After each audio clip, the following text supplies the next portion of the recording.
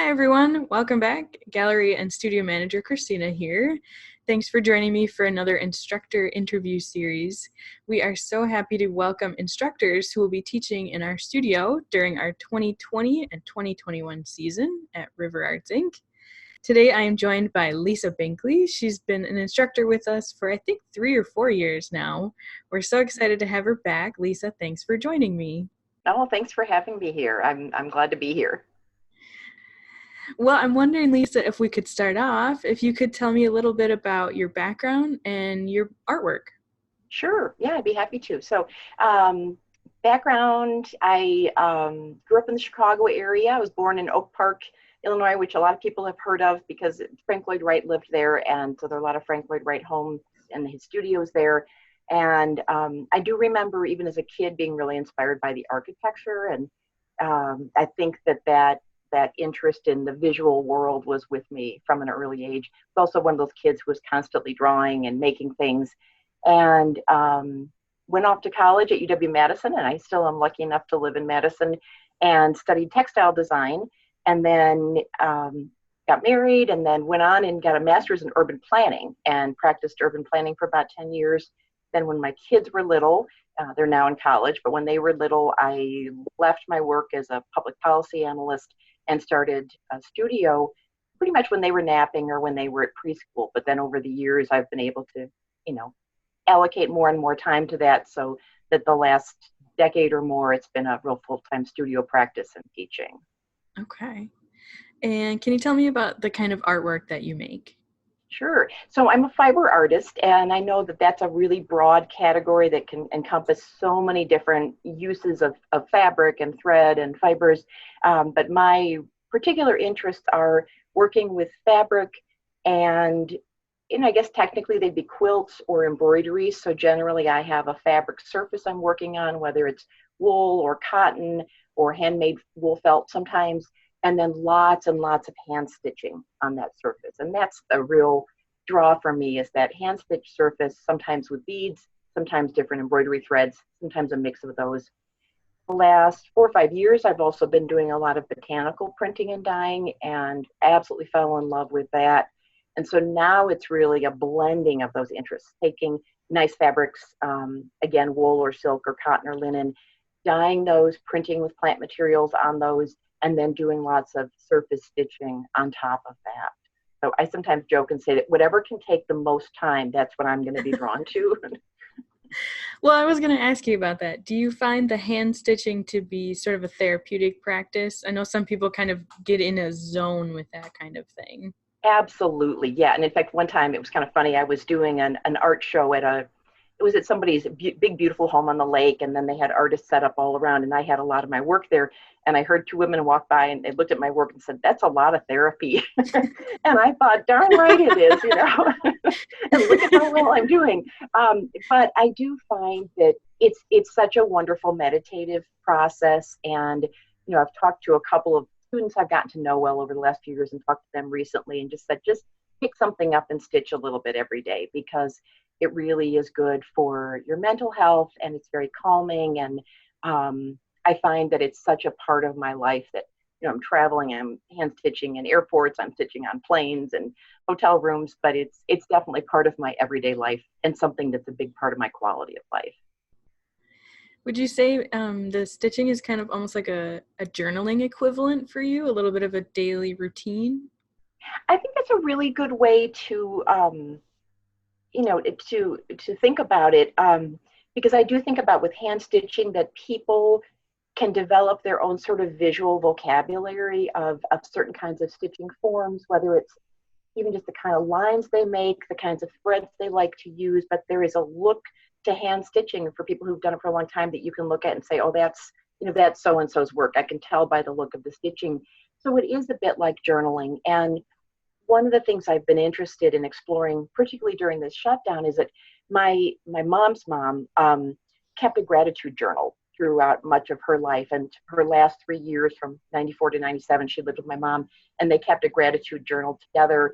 And I'm just sort of thinking about, could I start like a scroll or some kind of a journal where I just stitch a word or I stitch a phrase, but it's something in particular that day that I'm really grateful for. And then just to keep building that over the years, and what a neat thing it would be to have that as part of my stitch practice, as well as just a way of being grateful about life. Yeah, so it's kind of like you're leaving a physical record of yourself in this space.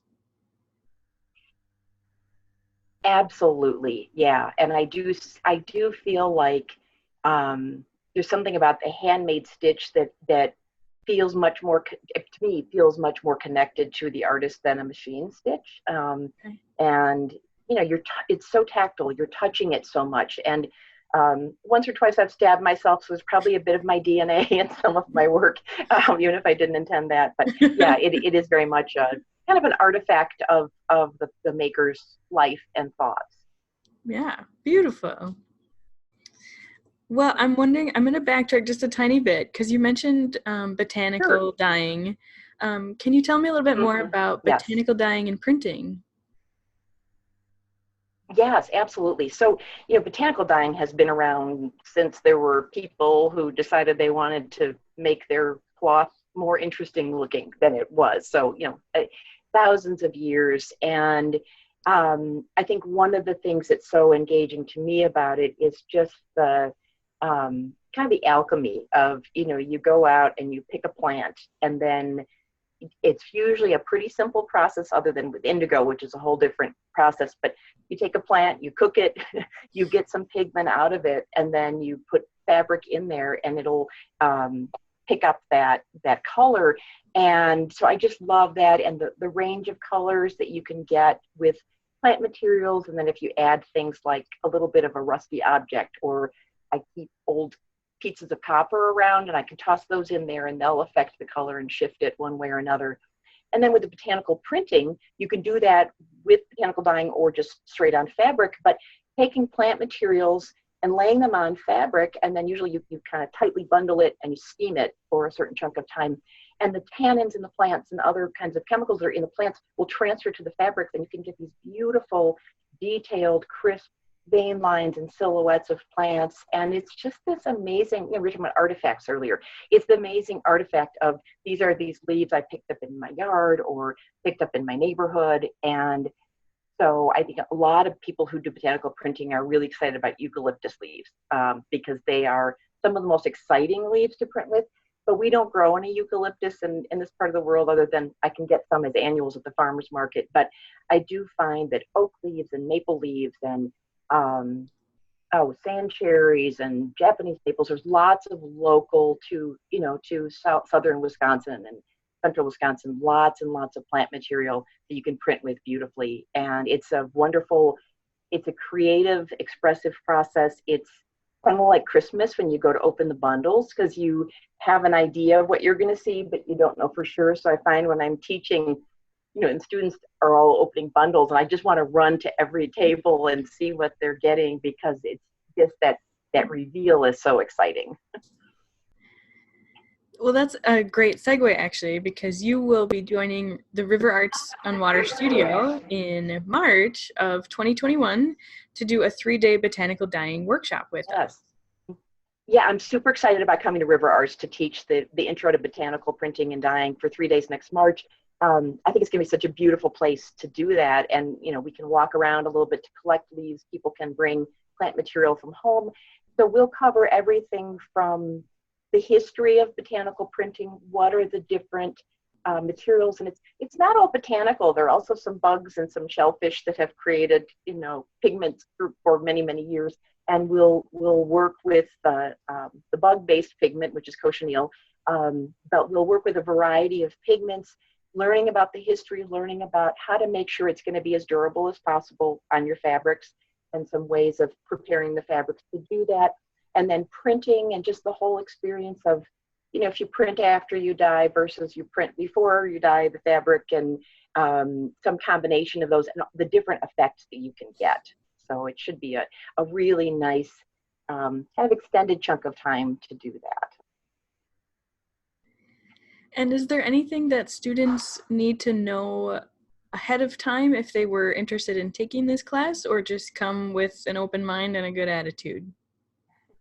I think definitely the open mind and the good attitude are perfect.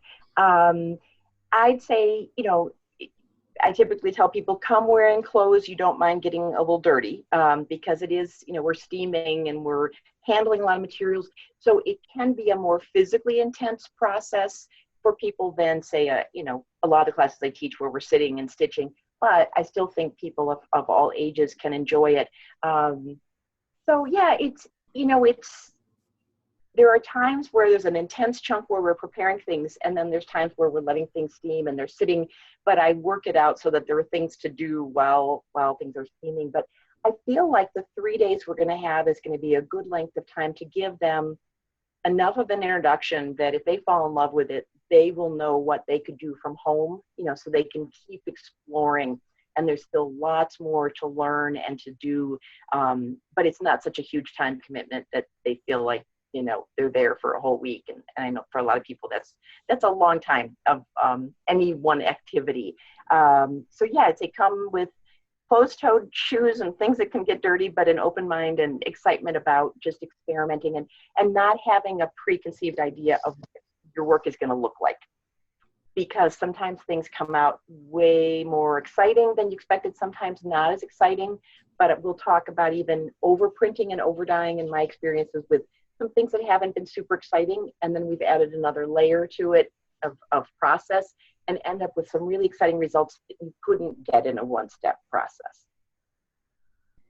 I think that's a great point, and it's something I've spoken with a lot of our instructors about. With students, they come in with such pressure on themselves to make a perfect piece right off the bat, when in reality you're coming to take a class to learn the process. Can you speak Yes. to that at all? Absolutely. Yeah. I think, and I let myself take probably like one big workshop a year, partly because I like to keep learning. And I always notice that I'm pretty much the slowest person in whatever class I take. But it's a good reminder to me of that everybody works at a different pace. So I don't want my students in any of my classes to come in feeling like there is a specific expectation of what they are going to accomplish. And typically when I'm teaching, I think we're going to do some scarf blanks. We'll also do some fabric samples, but to recognize that workshops really are about process. Your masterpiece, you might create a masterpiece in a workshop, but you're there to learn about something that you may just feel like, wow, I love that I tried that. Or you may feel like, oh my gosh, this is my new favorite thing. I want to go home and get pots and do this. But to really be gentle on yourself about you're coming to learn. It's not a competition. There's always going to be somebody who's speedy and has fantastic results right away, and some people who find it more challenging, and nobody's keeping track of that. So to come in, just the excitement of I'm getting to learn a new thing. Well, I think it's interesting that you've mentioned you're still a student yourself. You take classes and things like that. So I'm wondering, when you teach, do you ever learn anything new while you're teaching? Yes, absolutely. And I think that's been one of the amazing things. I've been teaching, this will be my 14th year coming up, starting this summer of teaching. And pretty much every class I teach, I see somebody do something I've never seen before. And I mean in a good way, not a Like, I've never, disaster, but somebody, right, like, oh boy, that was really a mess. But no, somebody trying, because I do like to create a lot of freedom for students to experiment within the techniques that I'm presenting. But I always see somebody try something I think, oh my gosh, that's amazing. And it never crossed my mind to do it that way. And there are definitely things I have adopted from students, from whether it's an attitude they have, a way that they look at something, a way that they stitch something, some approach, but I am constantly learning from my students. So I think I just have one last question for you, and it's kind of Sure. a twofold question. Okay. And that would be, what would be the best piece of advice you've ever been given? Or otherwise, if you were to give advice to someone who's just getting started taking classes or even teaching classes, what advice would that Mm-hmm. be? Wow. Okay. Those are great questions. And remind me if I don't cover all the different aspects of it. But so before I started teaching, um, I remember, as I was thinking about teaching, I thought, well, I want to make sure I have enough to offer to make it worthwhile. And so I was, an active fiber artist for probably 7 or 8 years, in a pretty concentrated way before I started to teach. But I took a workshop from a woman who had been teaching for decades, and it was something like, and she was doing beadwork, but it was how to teach beadwork like a pro. And one of her comments was recognizing that students take workshops for all different reasons. And she said, I assumed that everybody came there specifically to learn exactly what I'm teaching. But she said sometimes it's an outing with their best friend. Sometimes it's, it's got this whole range, and that trying to get a feel for what each student wants to get out of the workshop. I will never be one of those teachers who is going to, point out something somebody's doing and saying that's terrible and make them cry, which I know happens, but I just feel like that's not me, and it's not what I want to do. What I want is for them to get out of it what they hoped to, and then hopefully more than that as well. But recognizing that people have different reasons for being there. And so I think part of the fun is trying to get to know the students well enough to get a feel for what is it that they're wanting to really learn. Or I guess I would encourage students, ask lots of questions. And I usually say this at the beginning of a class I'm teaching is, the more you ask, the more you will learn. Because I have the 1,000 things I'm going to share with you, in this 3-day period, and then the million things that I know, but I don't, I try to find a balance of not overloading people with still wanting to share as much as I possibly can. Mm-hmm. So I'll say, ask lots of questions. If I know it's something I'm going to address Tuesday afternoon, I'll say, oh yeah, we're going to talk about that right after lunch, tomorrow. But if it's something I hadn't necessarily planned to address, then I will take the time to talk about it, because I just feel like that's what teaching is for me, is sharing information, trying to really take the knowledge that I have developed over decades and put that out there with other students. But there's a lot to learn from your fellow students. So I think for students to be really open to just the whole thing is an educational experience, and you can learn from everybody. Well, I think that's all I have for now. Is there anything else that you want to mention about your class coming up, or teaching, or anything else? I guess I would just say that I am super, super excited about the workshop at River Arts. I think one of the things I've enjoyed so much about teaching at River Arts is it's a fantastic classroom. I love the size of the group that we have there. I feel like for me, that's a really ideal size classroom and workshop environment. But to be in the gallery where, you can step out when we go to get lunch and just be surrounded by all this amazing art, it is such a nourishing, inspiring environment. To me, it's like the best of both worlds. So I love it there. I've had I guess it's been at least 3 or 4 times I've taught there, had a number of students coming back for each of those workshops, and that's always fun. But for people who haven't tried it out, just come take a workshop there, or take mine. take any of them. That it's a fantastic place, and I love what you all have done with creating that classroom. Thank you so much. We really appreciate that. Everyone, this is Lisa Binkley. She'll be joining us in March of 2021 for a Botanical Dyeing and Printing workshop. I'll put more information about her class in the description of this video, so more information to check out. Lisa, thank you so much for your time, and thanks for joining me. Oh, thank you, Christine. I really enjoyed it.